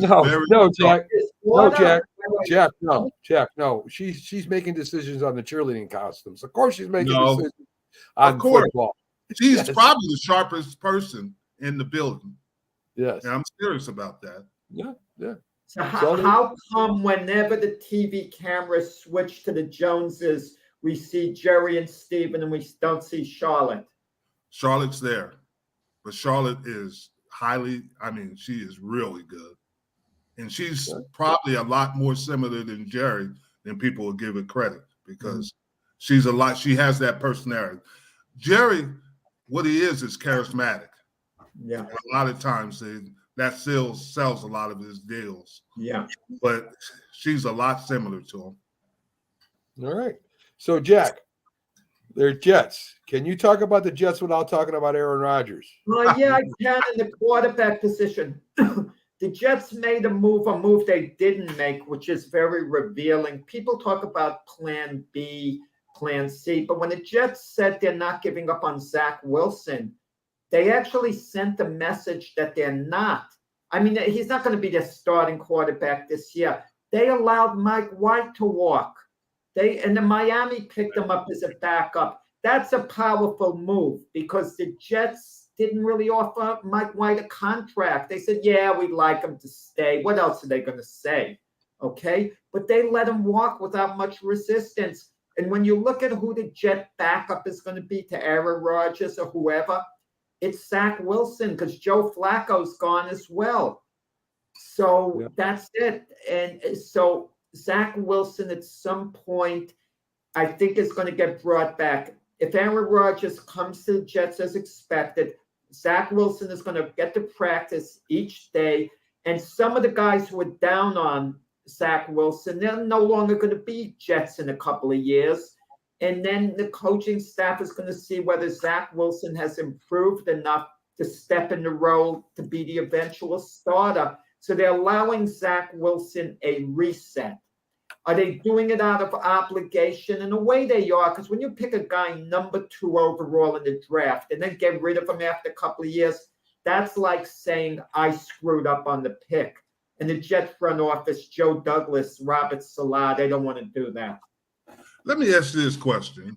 When you get a guy that high in the top 5, top 10 picks, what kind of research are you doing if that guy struggles that much? I mean, their research is the combines, Jim. They you saw think how that was athletic he looked. Yeah, that's why they picked him that high. They got all sold on him. His stock soared up. We hear that all the time in the combines. A guy's stock soars up. There's a quarterback now from Florida, Anthony Richardson. There's nothing to indicate that he's going to be a good NFL quarterback, but his athleticism is off the charts. So they have these fantasies, these teams, when he develops his athletics, his skill set is such that he could turn into a great quarterback down the road. But it doesn't work. But, Jack, why would have a scouting department if you pick just off athleticism? Dan Campbell said, hey, I'm looking at if they can play or not. And that's what he made a good play. I'm not looking at guys because you don't play football in shorts. Yep. You have to look at the upside of them. Well, the same they had with Malik Willis, but at least they got it smart and they waited to the 3rd round. They saw what a great arm he had throwing the ball with no one rushing him, under no pressure.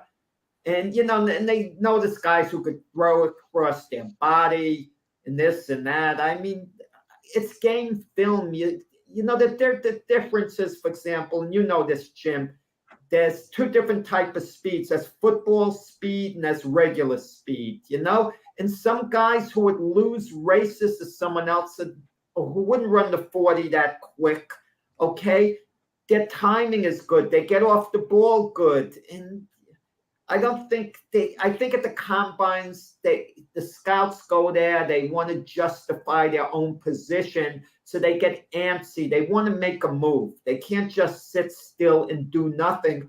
But sometimes the best thing is to do nothing at all and just analyze what the player did in college and take it from there. Yeah, I guess you're right. So my Giants, who I love talking about, have been very busy. They've been very active. Very busy. First of all, maybe the biggest move, they replaced the turf at Giants Stadium. And we had Byron Williams on talking about the Giants had some of the worst turf in the NFL. So that's being taken care of. So good for the Giants there. They made a lot of free agent signings, a lot of re-signings. And Jim, I know I'm asking you the majority of questions because you're, of course, playing the NFL. How important is it for a GM to, make some big moves to show the team that he really thinks that they can take the next step, and re-signing some of the guys that were really big in the locker room, that really added to the team without even being on the field, sort of like a Sterling Shepard, and to adding to, the feel good, I guess you could say, to make the team feel good. How important is that for a GM to do that stuff? I think it is important, especially if Shepard, I think he'll help him this year if he can stay healthy, and some of the moves they made, bringing some of the guys back that helped him get to a certain point. Obviously, Shepard didn't because of injuries, but there are other guys that they re-signed that helped them win some games this year. And now they're going to obviously have to improve. They're going to have to improve in certain. They got Waller, which is going to improve the tight ends.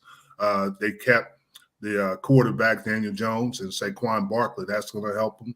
And now they're starting to look at defensive players to help them because, as we said, that was some of their weaknesses on the defensive side. They kept the coaches on the defensive side, and that'll help them too. It's interesting. The Giants signed Paris Campbell, a wide receiver, and kudos to Daniel Jones. He immediately reached out to him to get together, and he says, let's get to work right off the bat. And Paris Campbell was saying, wow, it made him feel part of the team immediately. He's all excited that his quarterback reached out to him immediately, and they want to get together so they could practice. Yeah, very important for a quarterback to do that. They made some big signings on the defenses, as Jim talked about. The big Nacho, I think they call him, the guy that plays in the middle. He's in there to give to give the big cat and to give Dexter Lawrence a breather. They signed a great middle linebacker from the Colts, Kurt Kiefer, I think of his name is. And that will give them a big shot against the run again. So the Giants defense is not only aggressive like it was last year and under Wink Martindale, but they're adding experience, and they're getting deeper. So it makes me feel good that the Giants are really trying to take that next step this year. So I don't know. Maybe Thibodeau will show a little improvement in the second year. Certainly, it didn't work out. You're not going to say that when he sacks Rodgers. He'll have certain guys, and Jim can vouch for this, and Clowney was maybe number one on the list. They'll show up and have a big game and show us what they can do. They'll look like an all-time great that game. And then they won't do anything for 3 games. Then they'll play a great game. Then they won't do anything for 4 games. Then they'll play a great game again. That's like Thibodeau, the type of player. I like the guy who's be a Jet. Listen, Leonard Williams didn't turn out to be the type of player I thought he would be. He's a good, solid player, Leonard Williams. Good, solid player. But he didn't turn out to be the type of pass rusher that we thought he could be. But he was decent against the run. He's been having a decent NFL career. It'll continue for a number of years. So when all's said and done, I guess you could say he's been a success. But sometimes you want a guy to be exceptional. Jack, anybody who leaves the Jets was a terrible player. Hey, look at the Giants. Mac is talking about, they have no help, this and that. Look at the 3 guys. If you gave them to the Giants now, it would transform their whole team. James Bradbury, put him in the corner. Evan Ingram at tight end. Kadarius Toney at the wideout. That would transform their team. And they had all 3 guys. Every time we start down this road, he talks about main things. He talks about, the Tony. He talks about, the tight end that couldn't catch a ball for the Giants. And he talks about our big defensive end there. So, Jack, stop dwelling on the past, right? I mean, it's time to move on. But Jim is right. It's about coaching a lot of the time. It's about coaching a lot of the time. Sometimes I know the players have to be held accountable, but if you're not given the right coaching and they're down on you and they're not using it the right way, sometimes it's beyond the player's control. It's about culture. Coaching. The atmosphere That's in it. That's what the coach from the Giants brought. He brought that kind of culture. It's always about culture in your locker room. Yeah. And it's not what they accept and accept. Prime example is what Deion Sanders is doing in Colorado was interesting. He walks in the weight room. He told everybody to wear black socks. One guy wore white socks. He told him to get out. And people think, well, that's over the top. It's not over the top. Structure, especially if you're losing, you need structure in your locker room. And the ball obviously brought that structure. Did the kid that wore the white socks, was that a test? I don't know. I'd be interested to know from that kid. Was he testing to see what's he going to do if I wear white socks? Because I'd be willing to bet that second time around he wore black socks. Oh yeah, no question. You know what I mean? But they might have been. Yeah, that might have been. But I thought it was right. You have to have, when you transition to new coaches, you have to have some kind of structure and let them know. You don't have to be like the previous coach for the Giants, be a jerk, but you have to have rules. Parcells was like that. He had certain things that he did, and he expected from the coaches and the players, and that's why he won. And you got to set the standards. You got to set standards. Yeah. You don't have old-fashioned coaches. You know what people forget? Joe Namath missed curfew when he was in college playing for Bear Bryant at Alabama before the Orange Bowl, and Bear Bryant sat him out for the whole game. Imagine that. You started quarterback. You just sat him out. Look, you broke the rule. You missed curfew. You can't play. And Joe Namath respected Bear Bryant so much for that, for years and years. That's sad because it's not always about one, especially in football. And it truly becomes down there. There's no I in team. I know there is an ME. But you look at that and the teams they have structure. Now, does it work all the time? No. There's some guys but Andy Reid probably gives away a little bit, but he does have things that he does better than a lot of the coaches. Yeah, but Jim, in all fairness, you're one of your favorite coaches, if not your favorite ever. I want to ask you who was your favorite, which Jimmy Johnson. And Jimmy Johnson had two sets of rules about he cut the player who fell asleep at a team meeting, and he said, but if that was Troy Aikman, I would have elbowed him and said, wake up, Troy. But that's common sense, though. That's common sense, right? But also, Troy Aikman never left. He never was late for a meeting. He was one of the first ones in there. And Jimmy knew that. If the reason that Troy was in there was something going on. Now, some other players, Michael Irvin is a perfect example. Michael Irvin was late for the plane, and he was on the tarmac looking at the plane go. And then Jimmy sat him for the first half. And they asked him, why did you sit him for the whole game? He said, there are reasons that I sat him for that first half, but I'm not dumb. He helps us win games. You know how far you can go with a player. Michael Irvin loved Jimmy Johnson. So Jimmy Johnson knew he had that relationship where Michael Irvin was never going to completely flip and be against Jimmy Johnson because he revered Jimmy Johnson. So Jimmy Johnson probably knew how far he could push Michael Irvin. If he thought Michael Irvin might completely rebel right off the bat and he could lose him for good, would get rid of him. He might not have, benched him. No, he would have got rid of him. Trust me. He would have got rid of him. And I know Jimmy, and he would have and even with all that talent. Well, speaking of Michael Irvin, real fast, as we're speaking of Michael Irvin, how are things going and progressing with that? I heard that he's actually being vindicated a little bit. He's actually suing Marriott for everything that happened and all that lost wages and defamation of character and stuff like that because they're finding out that it was absolutely ridiculous. It was. If you look at the video, the problem is there is no audio. But if you look at the video, everything he said was true.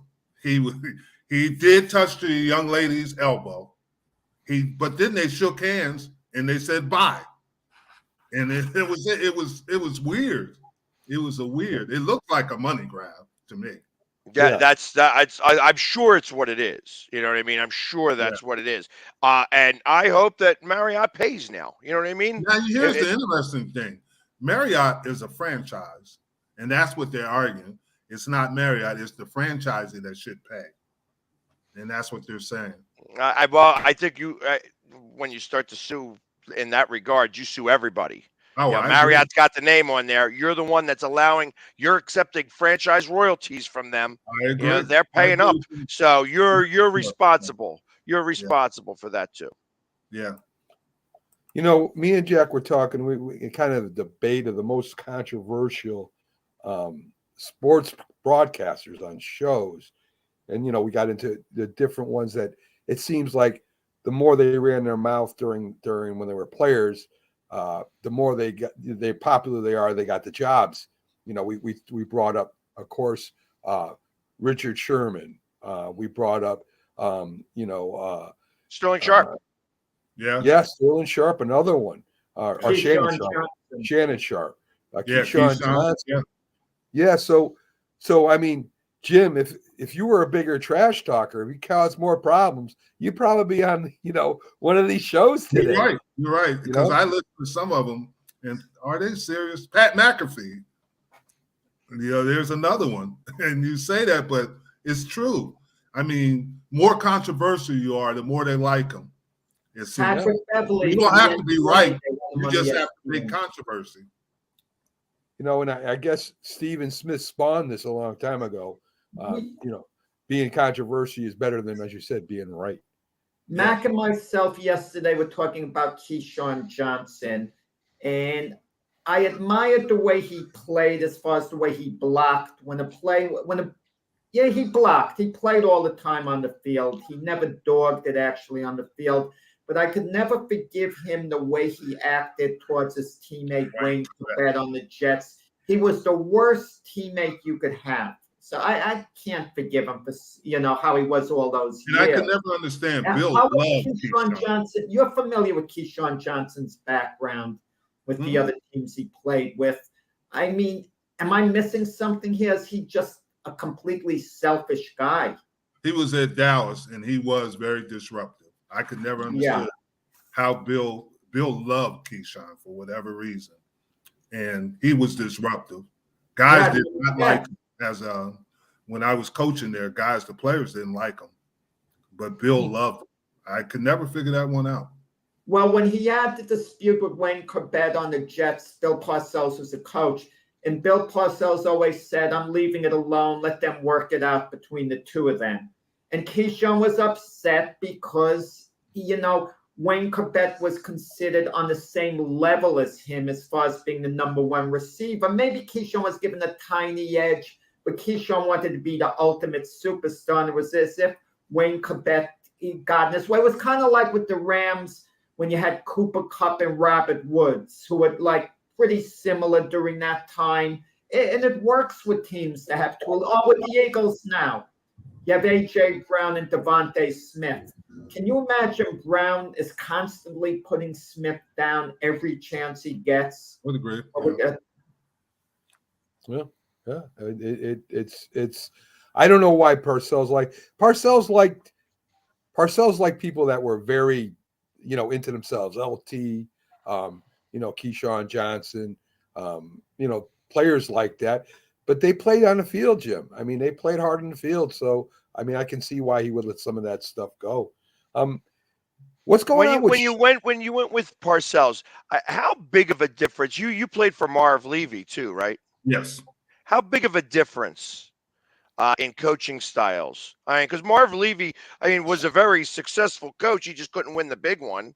But obviously, he had to have been very successful and have his team play for him, because you don't win that many games without. What kind of differences in their coaching styles, or were they very similar? Well, here's the thing about it. With Marv, he was a coach's coach. By that I mean he let the coaches coach, and but he was a special teams guy, and that was his baby. And he had a really good special teams coach in Bruce DeHaven, but he let coaches coach. Bill managed coaches. Bill was different. He wanted to have coaches do it He was a 3-4 guy. We were going to run the 3-4. He had things that he did on offense. We were going to do them. And that was just the way. And he managed it. He was similar to Tom Landry, where they managed everything, as opposed to Marv Levy. He let his coaches coach their positions. Yeah, and that's the biggest difference. Go ahead, Jeff. Yeah, they talk about running backs not being as important today, but you played with Thurman Thomas at Buffalo, right? I did. And you played with Emmitt Smith with the Cowboys. Yeah. Imagine those teams not having those running backs. You can't just put any other guy there. I agree. But it was a different time and date. And that's the thing you have to realize is that it was different. Although I think running is coming back right now. Running in the NFL is making a resurgence. Mm-hmm. Because you have quarterbacks who act as running backs, okay? Mm-hmm. The best running back on the Philadelphia Eagles is Jalen Hurts. He's their big weapon with his feet. I mean, that's just the way it is. We're in the new age. Yeah, I would agree with that. But if you look at it's hard to account for the quarterback, and right? Trying to, and defensively that's the one thing you can't account for most of the times, and that's why they do it. Right. Yeah, I mean, if you look at Jalen Hurts, you look at Justin Fields, Daniel Jones, Josh Allen, I mean Lamar Jackson, they run because, I mean, how are you going to cover these guys really? You're dropping back in the pass coverage, your backs are turned to them, and they just take off.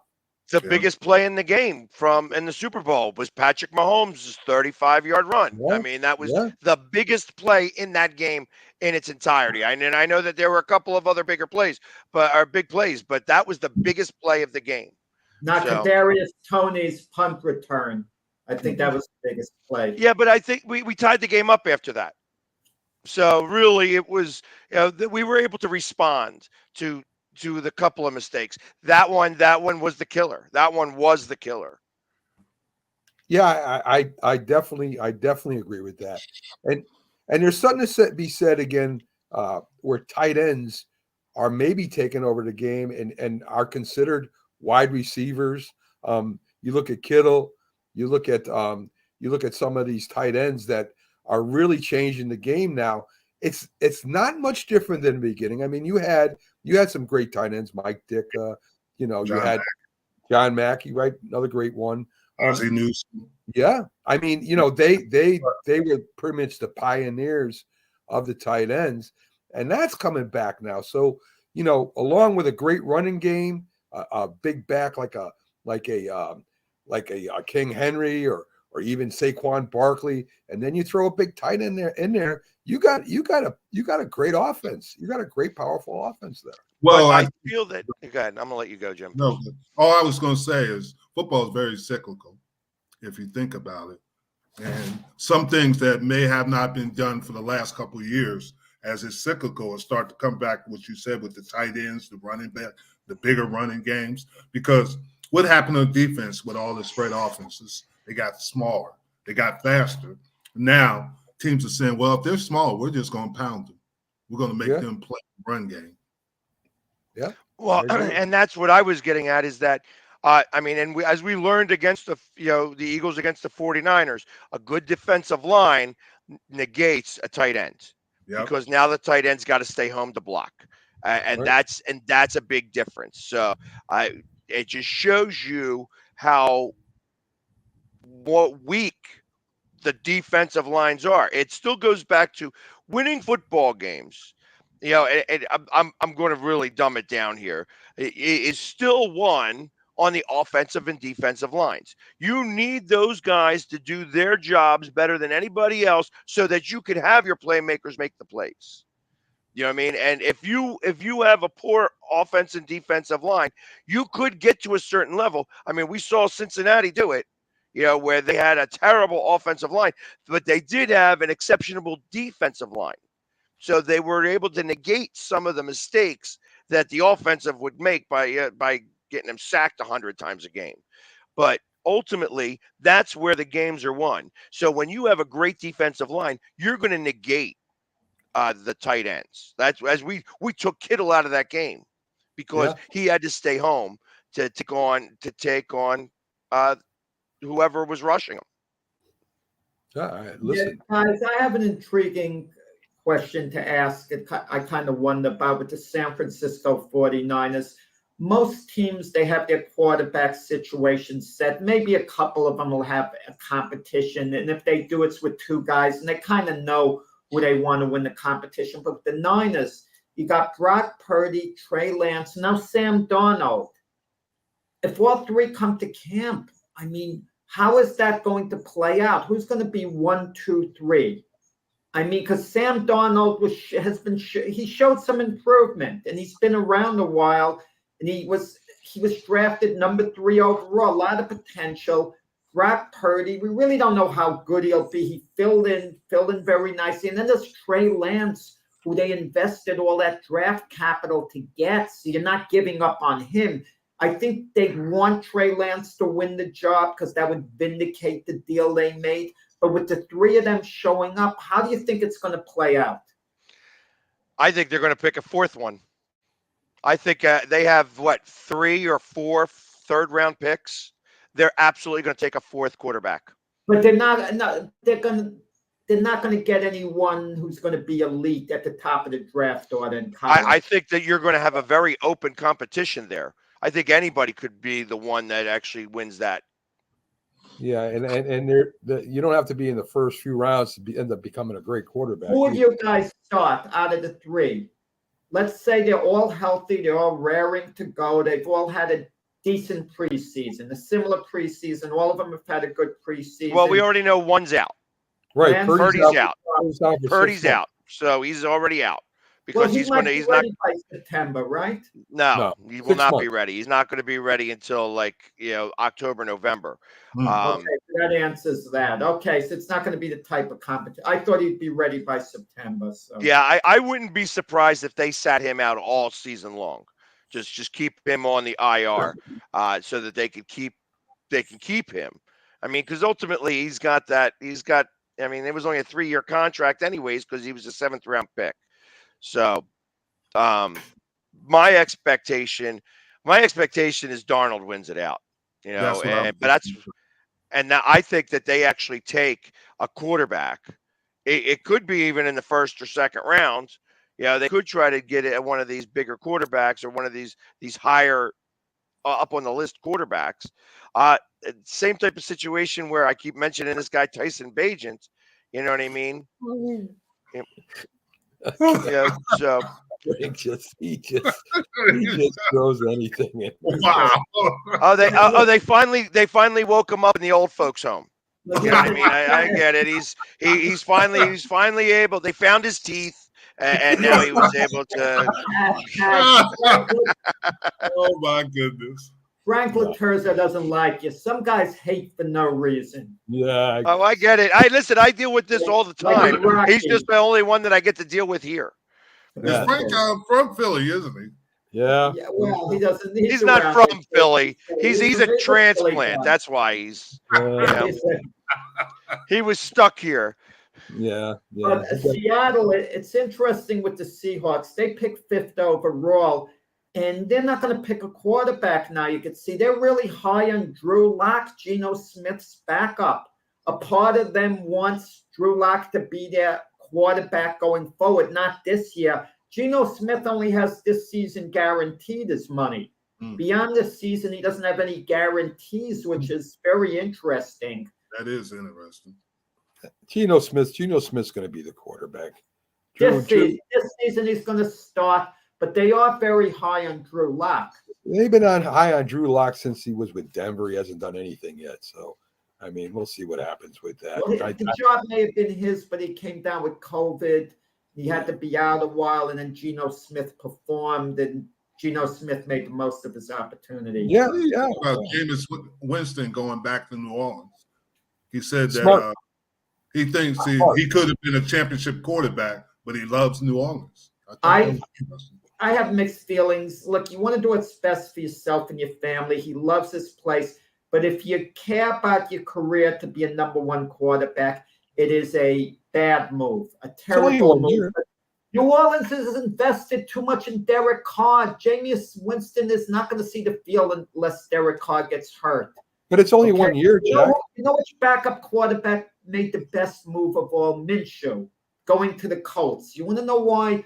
Because chances are the Colts are going to draft a quarterback, but it could be an Anthony Richardson by the time they draft number 4, who's going to be a project. And if Minshew really plays well, he might hold on to that job for quite a while. I always like Minshew anyway. You know that, Jack. And then Mariota went to Philly. Marcus Mariota. Yeah. I love that. He has no hope of starting, so that means he's going to be a backup unless he wants to just get it, unless he just needs a job. He has to land somewhere. Yeah. But Andy Dalton goes to Carolina. It has to be just a bridge quarterback for 1 year at most. I don't even think a year. Not even a year. Yeah, I agree. Yeah, that's all. Get the rookie ready. Contract. That's a get the rookie ready contract. I also would not be surprised to see Matt Ryan in Philly's camp. Well, he is a Philly guy. I think that he knows now he's done. He's not going to be starting anywhere in this league. I think that if you wanted to start your coaching path, you start to become a second or a third guy in the locker room and start learning from Super Bowl coaches. You know what I mean? Yeah. So I think that actually wouldn't be such a bad spot for him as like a third guy. He'd be good for Jalen Hurts. Not that Jalen Hurts necessarily needs a mentor, but he's a good guy, Matt Ryan. By all accounts, he's a very good guy, as is Jalen Hurts. So having them working together, having him talk to Jalen Hurts if he notices things and Jalen Hurts will respect it, that's a really healthy relationship. Mm-hmm. It'll definitely help. It'll definitely help Hurts in the passing game to have somebody. Who were your mentors, Jim, when you played? Too Tall Jones, Ed and Randy White. It was a good mentor. Yeah. And Harvey Martin at the beginning of my first year of my career.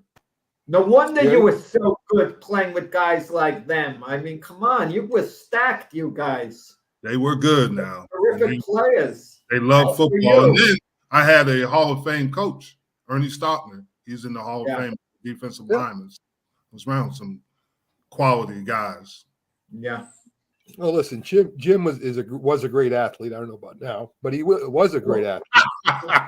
And they took advantage of his youth, his skill, and we were talking about Brock Purdy a little while ago getting injured. Coach Tom Landry had a philosophy. I don't know if you agree with the philosophy. A player can never lose his job because of an injury. As soon as he's healthy, it's his job again. So if Landry were the coach after Tony Romo got hurt and Dak Prescott was playing great, according to Landry's philosophy, there was a little bit of things in that, Jack. Yes, you would get your position back, but you could still lose it.